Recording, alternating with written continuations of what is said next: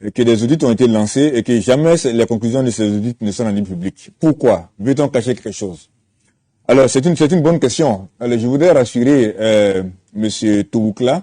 Déjà, quand on décide de lancer un audit, ça veut dire qu'on souhaite voir clair. Et ce n'est pas quelqu'un d'autre qui lance ces audits, si ce n'est le gouvernement.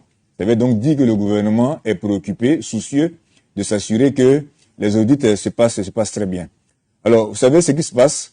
Lorsque quelqu'un lance un audit, lance une mission, le rapport d'audit est prioritairement destiné aux commanditaires de l'audit. C'est comme ça que les choses se passent partout. Des audits se passent dans toutes les entreprises du monde, dans toutes les organisations d'un certain niveau. C'est pas simplement parce qu'on veut aller, on va dire, dénicher quelqu'un qui est en train de frauder. C'est également aussi un outil important pour améliorer les processus de travail dans une société.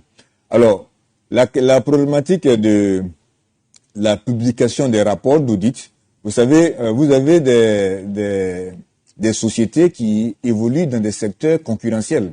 Prenez l'exemple d'une banque. Une banque, si vous allez faire un audit dans une banque, naturellement, il y aura peut-être des choses à corriger, il y a des choses peut-être mineures, mais si vous faites la publication d'une certaine façon du rapport d'audit, vous allez créer la panique au niveau de l'ensemble des clients de la banque. Le lendemain, tout le monde ira retirer son argent et la banque s'écroule. Et croyez-moi, quand une banque va s'écrouler, parce que les banques se font crédit entre elles, c'est l'ensemble du système bancaire que vous allez gripper. Ils ne seront plus capables de récupérer leur argent.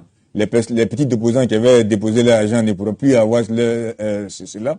Et vous créez comme ça, par le fait d'une maladresse, une crise systémique dans votre pays. Donc c'est pour cela que la problématique donc des audits, les commanditaires commanditent donc l'audit, les rapports sont adressés aux responsables concernés, des mesures sont prises, des recommandations sont formulées, des plans de mise en œuvre sont édictés, et puis naturellement les choses se passent. À la vérité, on fait des audits tout le temps.